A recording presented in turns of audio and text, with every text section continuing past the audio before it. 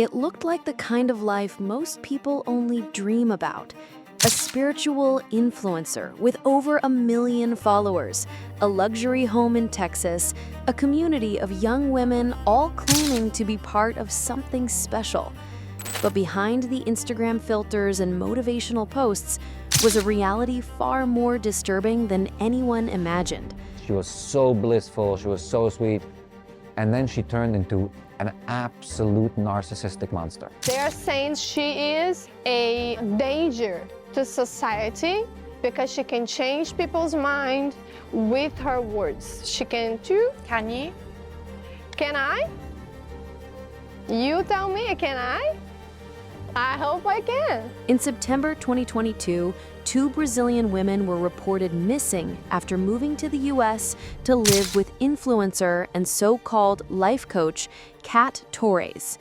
Their families hadn't heard from them in months.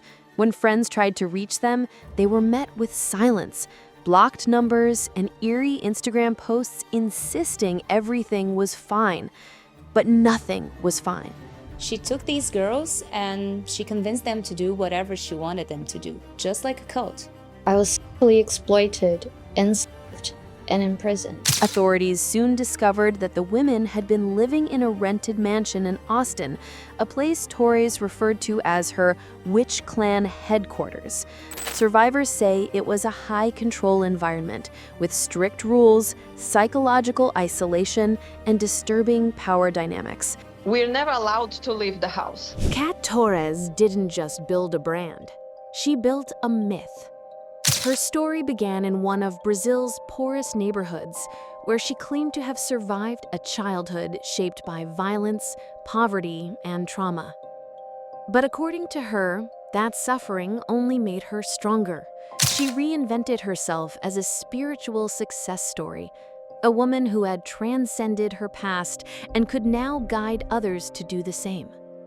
Her rise was fast and carefully calculated. Everything that I saw seemed credible, seemed like she was an ex-model that decided to turn into a life coach. She posted photos with Leonardo DiCaprio, appeared on major Brazilian talk shows, and spoke openly about spiritual visions and healing powers.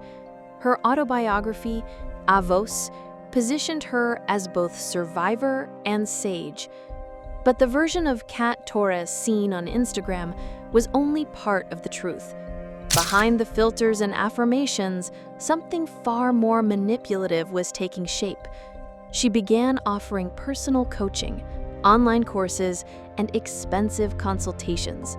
Her content blurred the line between spiritual guidance and psychological control. And for her most vulnerable followers, the impact would be devastating. One of them was Anna, a young Brazilian woman living in the US who had also endured abuse and isolation. When she discovered Kat's page, she didn't just see a coach. She saw someone who seemed to understand her pain, someone who had survived it all and looked powerful doing it. What Anna didn't know was that Kat Torres's entire brand was built on half-truths and manipulation. And soon, she'd find herself in the middle of it. Over time, Anna became one of Torres's most devoted online followers.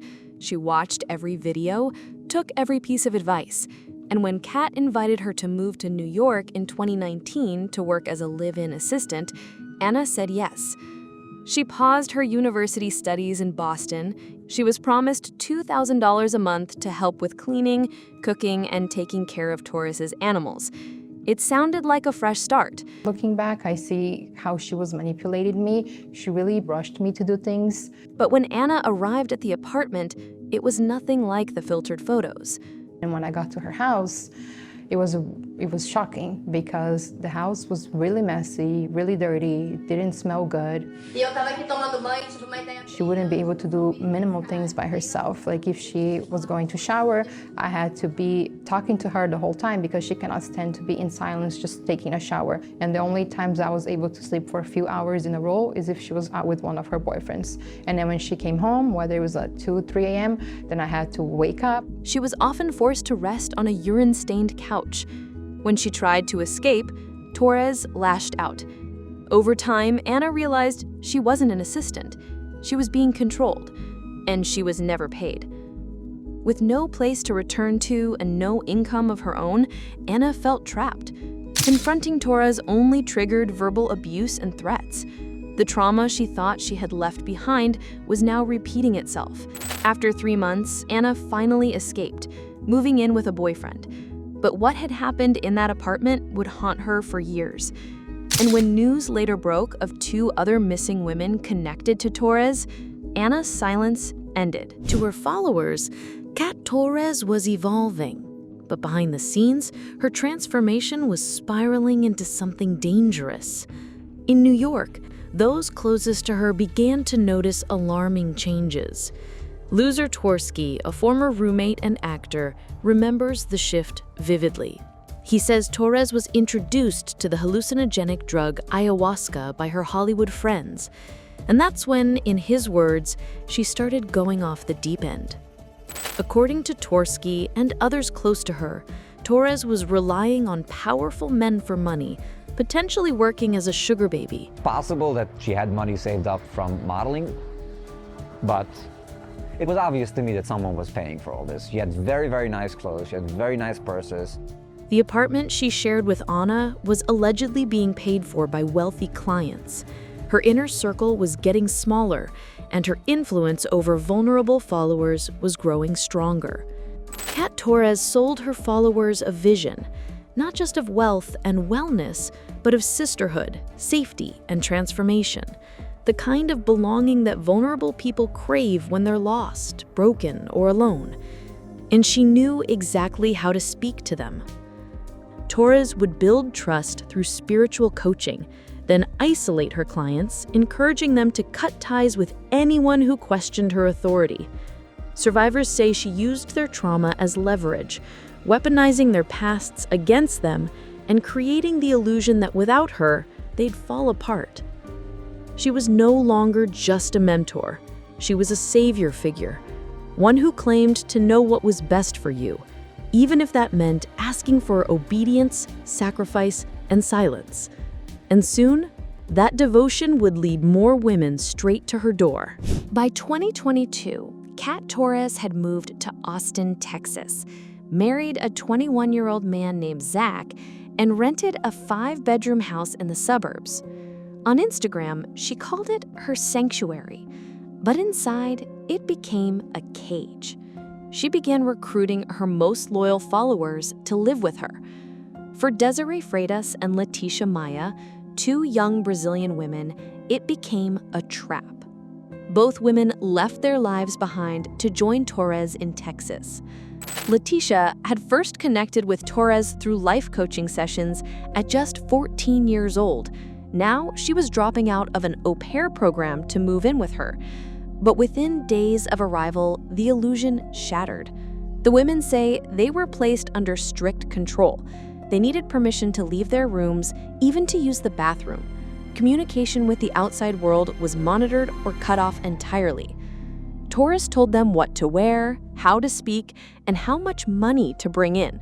Their phones were mirrored, their bank accounts emptied, and all of it was justified in the language of spirituality and purpose. Kat posted on social media introducing what she called her witch clan. She had convinced her clients Desiree, 21-year-old Leticia Maya, and a woman we are calling Soul, to move to Austin to live with her. But what they experienced was more like psychological imprisonment. Desiree says that within weeks of arriving, Torres pressured her into working at a local strip club. The deal? If she refused, she'd owe Torres everything: airfare, furniture, rent, even the spiritual protection Torres claimed to have provided. The women say Torres set daily earning quotas, first $1,000, then $3,000. If they didn't hit their targets, they weren't allowed to come home. Desiree says she ended up sleeping on the street multiple times, too afraid to call for help, too deep into the manipulation to see a way out. You know you can say no to Kat and don't tell anyone about it. Saul, another woman in the house, told the BBC that Torres kept their passports and ID, Without them, they were trapped. One night, Saul overheard Torres on the phone, telling another follower in Brazil to become a prostitute, calling it a punishment. That's when Saul knew she had to escape. She fled with help from an ex-boyfriend, but the other women weren't so lucky. Torres was tightening her grip. The guns her husband owned were now appearing in Instagram stories, and the spiritual guru who once promised healing was beginning to hint at something much more dangerous. Back in Brazil, the families of Desiree and Leticia were growing increasingly worried. Calls went unanswered. Social media posts felt robotic, distant. That's when friends and relatives launched an online campaign at Searching Desiree. By the time the missing persons campaign gained traction, Desiree and Leticia were barely recognizable. Their naturally dark hair had been dyed platinum blonde to match Torres's own. Desiree later said she obeyed every order without question. I was terrified. I really believed she had a supernatural power of precognition. Authorities began taking the situation seriously. Ana, Torres's former assistant, saw the news and immediately knew something was wrong. "She's keeping other girls," she told reporters. She contacted law enforcement, sharing everything she knew. She had saved screenshots, texts, voice notes, even video recordings of herself detailing the psychological abuse she endured. In one clip, shared with BBC investigators, a visibly distressed Ana pleads into the camera. "This person is very dangerous and she has already threatened to kill me, and I'm trying to save my life." The media storm around Desiree and Leticia only fueled her urgency. Ana didn't just want to expose Torres, she wanted to rescue whoever was still trapped. And with the evidence mounting, Torres made a move. She fled with the women over 2,000 miles. She thought she could outrun the truth, but the investigation had already caught up to her. In November 2022, Kat Torres walked into the Franklin County Sheriff's Office in Maine with Desiree and Leticia by her side. Detective David Duvall later described the meeting as chilling. The women were hesitant, their answers rehearsed, their eyes constantly checking Torres for permission. Despite being in a police station, they acted like she was still in control. Human traffickers aren't always like in the movies where you have maybe a gang or that kidnap people. It's far more common that it's someone you trust. It's more like a relationship is built and trust is gained, and it's grooming tactics like that. Though Torres denied all wrongdoing, the detectives weren't convinced. Too many signs of coercion were present. Too much matched the profile of high-control trafficking. By December, Desiree and Leticia were safely repatriated to Brazil with the help of authorities and their families. They were physically free, but mentally, the damage was deep. In interviews since, Desiree said she was still in therapy, still trying to recover. In April 2023, the BBC secured a rare opportunity, a prison interview with Kat Torres. It was the first time she would speak publicly since the trafficking investigation began. Torres entered the interview room smiling, calm, composed, dressed neatly. There was no trace of remorse. When asked about the allegations, she denied everything. Not just the trafficking, but even the basic facts. Nobody lived with me. No women lived with me. In my house, nobody worked. She dismissed the survivors' testimonies as lies.